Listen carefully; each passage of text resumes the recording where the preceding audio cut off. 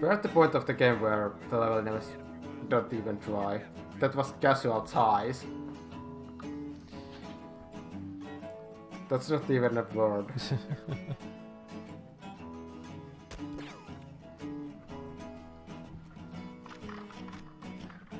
I like how you fire off a shot and then reload. Yeah. This took a lot of trust because this is way beyond Duke Nukem 3D Engine's capability. But this game did it anyway. And I'm doing this in eDuke 32, which is immensely more capable than the Duke Nukem engine originally is.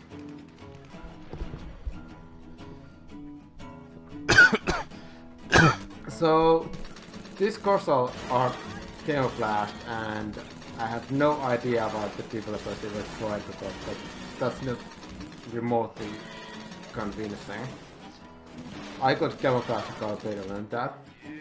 Yeah, like, I'm looking at this and it's just kind of like, let's wander around, you know, vaguely foresty with, you know, angular mountains area, and just shoot Asian people. Yeah. Well, believe it or not, the episode 2 is, or the Tour of Duty 2, is more fair than the first one. Really? It's... yeah. The challenge isn't entirely about knowing where any of the shops are. And I say that while I walk straight into a mine. Yeah, because you just die instantly in the second Tour of Duty. I was hearing a beeping noise. Is that like another mine or something? That's the mine detector beeping, but it's hard to pay attention to when there are so many people shooting. Yeah, at you. it's just like this tiny little beep when gunfire is going on. And also in this game, you know, every 5 gunshot sounds the enemies make, they shoot 1 bullet, which means that if they hit you, they'll deal like 5 shots worth of damage.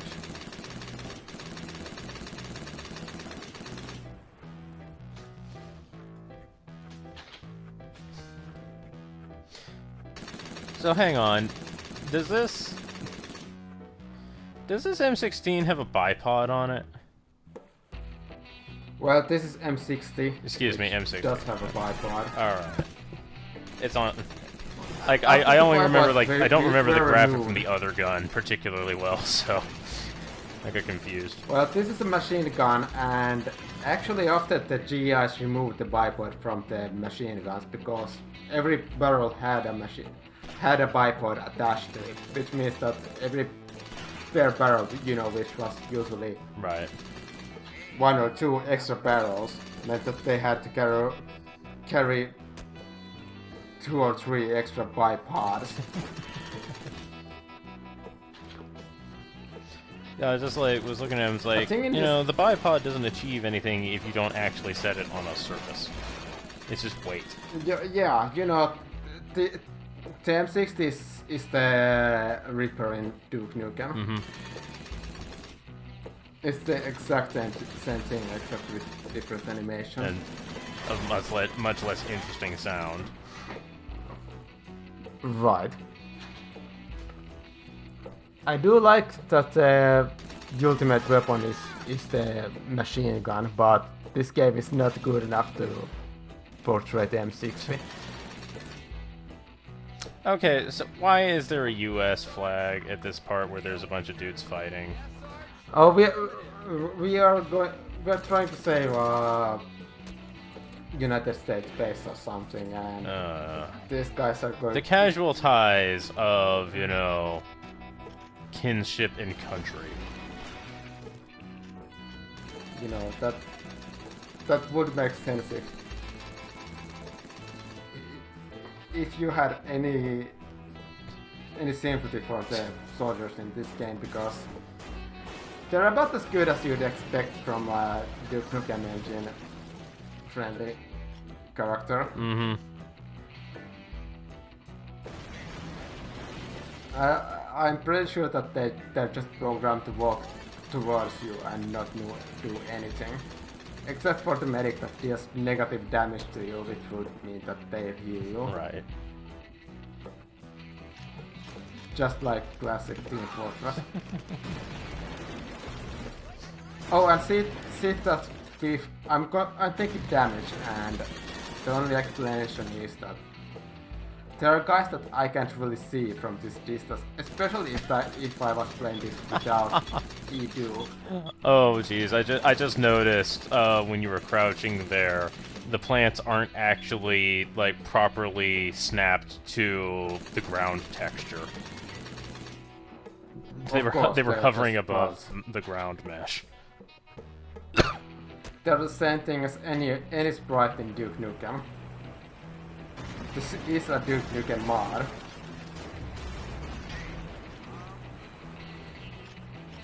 Oh, and I just found disposable, yeah, the law, the M72, and you know, the idea of those is that a single soldier can carry like 6 of those launchers, but you can only carry 1 of those in this game. They're disposable anti-tank weapons. Or anti-armor weapons, really. Yeah. But you can use them on helicopters, and oh boy, they will ruin a helicopter's day. Yeah. You know, in Finnish military we were trained to like have a whole squad shoot 1 of those at a single tank. And one of them is going to hit in a dangerous spot enough that it's gonna take the tank out. But no, you can carry just 1 of those and you have just 1 guy.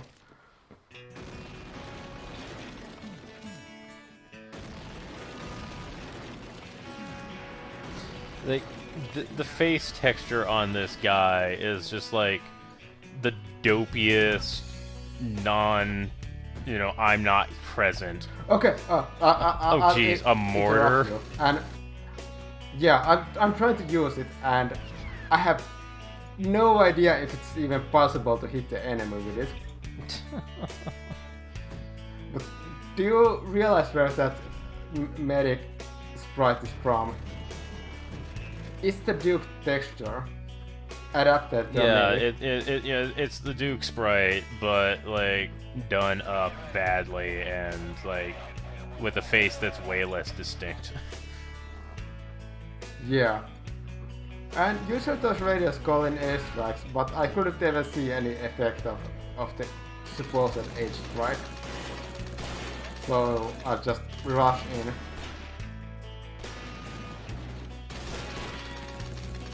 Like there's this guy over there firing anti-tank weaponry at this one dude. And unlike actual anti-tank weaponry, the rockets are actually rather slow. Yeah. There are so many things that I could forgive about this game, but there's nothing that shows me that I should give this all these flaws like a pass.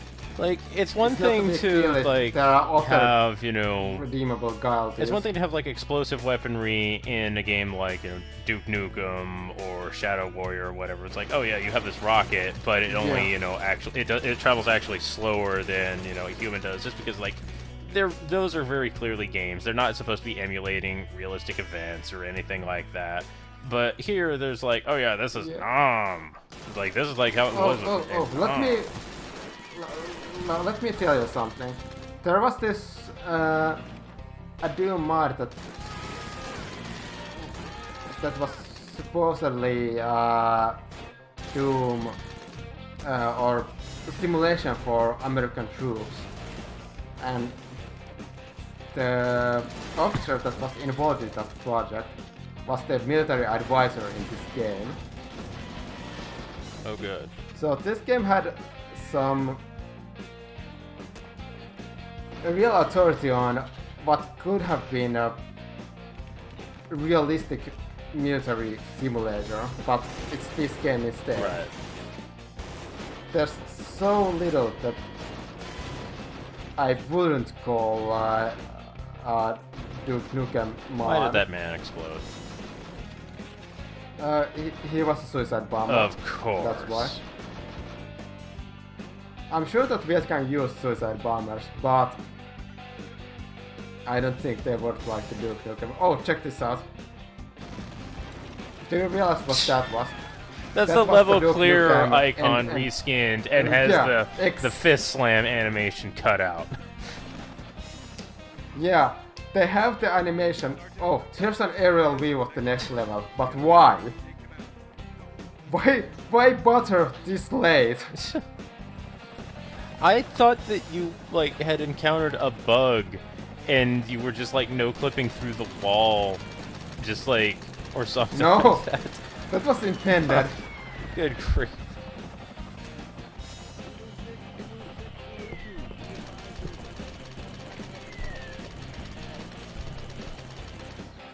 So, this is a part of a game where you have a chance to flank the enemy, but the best approach is to just charge in. I just shoot few of these guys from the flank and I'll run straight into the enemy position. Mm-hmm. And again, I talked in the past 2 videos about how terrible the sniper rifle is.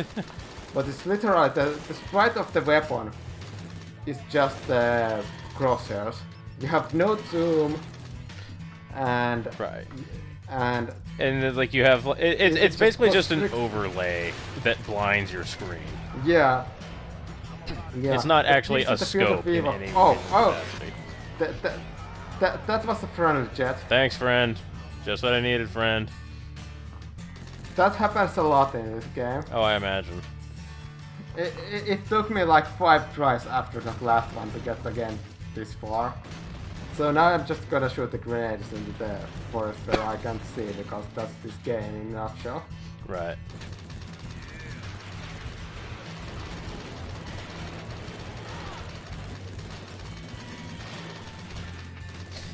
Agreed. Like the animation for firing the M60, I can't think of a way to make an M60 more boring.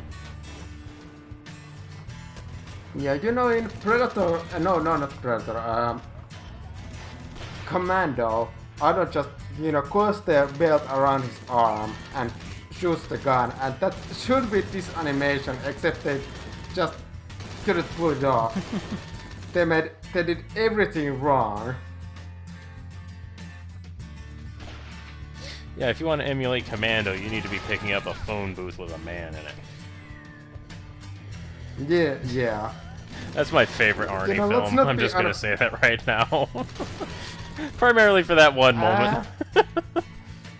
I don't disagree, but I think Terminator is yeah, that's a best better film. film. I like Commando more. Yeah, we can agree. Platoonium, did you see that name? Yeah, I've seen it, and I've been trying to block it out. Like, I don't want to acknowledge it. Oh, and that was a flamethrower. I'll spoil it for you. I'm not gonna use it because it's awful. You'd think that flamethrowers are really, really powerful, but no, it sucks. It's basically a rocket launcher where you can run into the ammunition and not damage the enemy.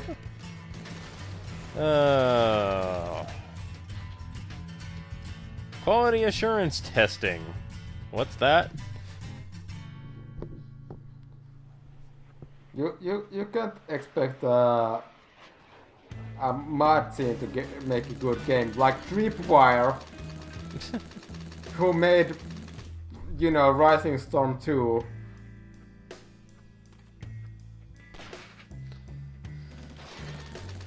Did you pick like the most depressing Southern blues shit you could come up with for this? No, okay. The thing is, I absolutely refuse to use the soundtrack of this game, so I just used whatever I can find. Everything by Jason Shaw. Jason Shaw's discography, nom. Yeah, I don't want to solid Jason Shaw's name, but I use a lot of his music because he's a great man and I can use it for free. Right. I'll just have to credit him and not be an asshole about Right. it. Like, no disrespect to Shaw. You know, it's just like I'm hearing like this, you know, slow drawl music in conjunction with this, and like it's fitting in that it's making me depressed. Yeah. This Which I game guess wouldn't is appropriate if we're deserve talking season- about, you know, Vietnam. You should get depressed discussing Vietnam. Yeah, you know, I've always put looking out my back door into this game because it's just not too it's not depressing enough. So does the tank do anything? No, Of course not. that's probably supposed to be an anti-air vehicle, but you know this game, you can't turn the turret against the enemy. That would be too fun. Like, I figured it would be like an obstacle, like you would show up and it would like start shooting at you unless you approach it at a different angle. Or something. No, this is a Duke Nukem. This is straight up in Duke Nukem mod, without any of the good parts. Oh, and here I Gamma turned the power, brightness go! up again. This is basically unplayable if you don't turn up the brightness. Right. You have to just turn into Bruce Banner and just indulge in all the gamma. Oh, that one guy we talked about in Shadow Warrior, the sexist guy, Mm-hmm. who was responsible for a lot of Duke Nukem Forever. He was not involved in Shadow Warrior. Really? Yeah, so what we have to judge him on is basically Duke Nukem Forever, which is just as bad, if not worse.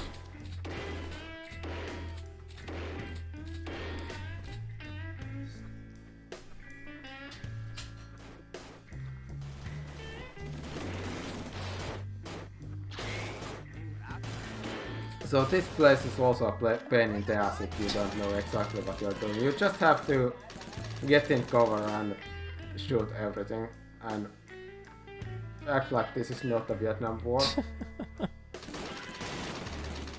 As you would. Oh, the objective of this level is to capture a Viet Cong officer. I just want you to realize that in this last section. How many of those have we mowed down at this point?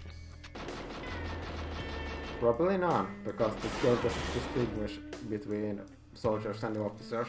Like, I imagine, like, sure, I just more mean, like, you know, the kill count down there is saying 71.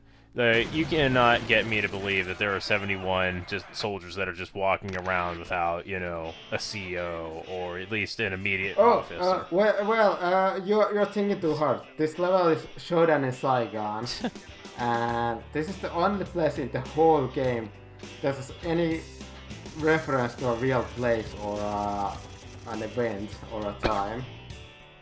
You know, it's Tet Offensive. And we're actually in a city, we're not just in generic fucking assumably jungle. There are places that are supposedly cities, but there's no reference to what they are.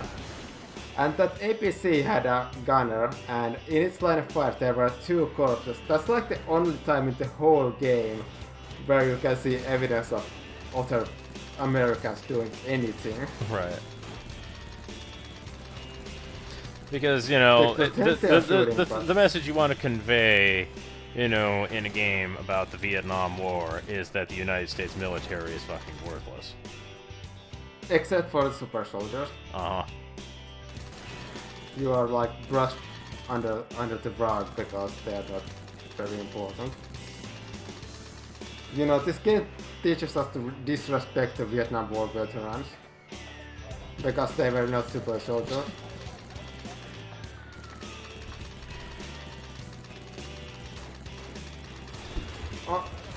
But as hard as I have been on this game, I like this last level. This feels like a finished product, or a part of a finished product. You know, the gameplay could be decent, but I can accept this. This feels like this is a video game representation of the Tet Offensive's battle in Saigon.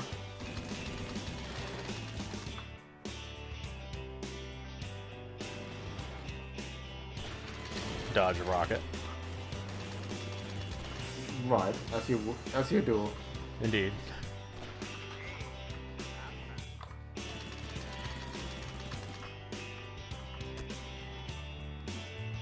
And if you listen carefully, you can hear like a propeller aircraft sound. No, that's a tank. That's the sound that the tanks make. And that's... No, that was the tank sound. The final boss. That's the... A tank. We will fight it with a No, shotgun. no. This can't possibly go wrong. Yeah. And now just sit back to get some health and come back. But you can take tanks out in this game with a shotgun because, you know, there's no such thing as armor. Clearly, you are firing. Sure, You are firing. Phosphorus slug rounds or something. They just get right in there and cook the sure. enemies. You know, like, just got an example of uranium rounds. They've got It's a some shotgun with armor. depleted uranium slugs. Yes. Yeah, exactly. That's the thing. Yeah, that yeah, exists, depleted right? uranium shells in Vietnam. You know, that's gonna cost like $2,000 per shot. Well, you know, it's $2,000 per shot versus, you know, like a $50,000 tank. You know, it's a win. You got to think of it in terms of economics. Yeah, that's very important, and a lot of people don't think about it. Think about the economics of warfare. I check this out. I took the tank out with nothing but the shotgun. Yeah, that took you, like, what, 8, 9 shots? 7. 7. I think something in that range. Yeah, I wasn't actually counting.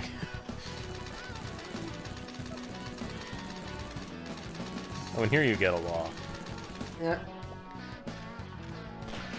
Is the law actually going to take out a tank in one hit? I think it does. It's been a while, and I've wiped out the memories with booze. You know, Scotch is the cure-all for all veterans, which is exactly why Nerf is also just give enough money to the veterans. They can just buy booze. Why invest in healthcare?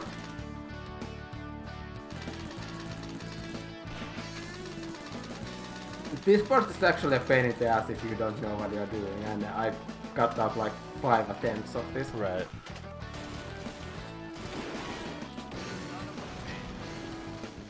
And that's another suicide bomber.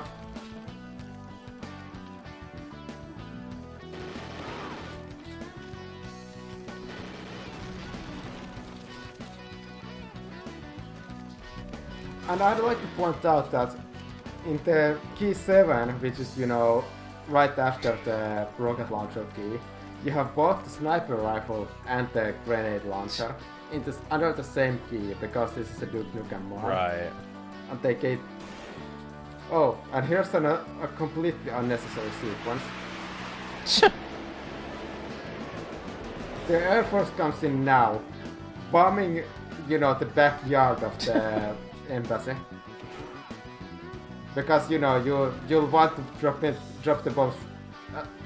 And game just ends. Just like most levels.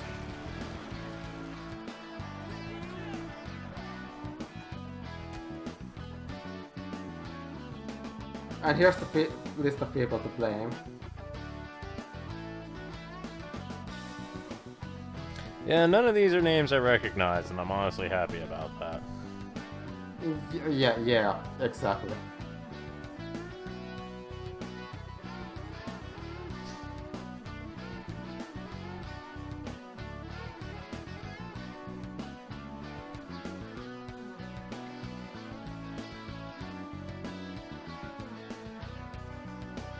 Here's a list of the people who did the work for the composer for this LP. Because unlike the soundtrack for this game, these people like make music that I don't hate. A ringing endorsement. Yeah, check these people out, and you know, if you like them, give them whatever support you think is appropriate, and if you don't like them, well, you don't like them. The important thing is that you didn't have to listen to the soundtrack of this game. So, I guess it's time to say that Tupac leaves. Afterword by Sober Tomavis. I'd like to thank Word on the Wind and Roper for commentating with me, Alcohol, and of course you for watching. Goodbye for now.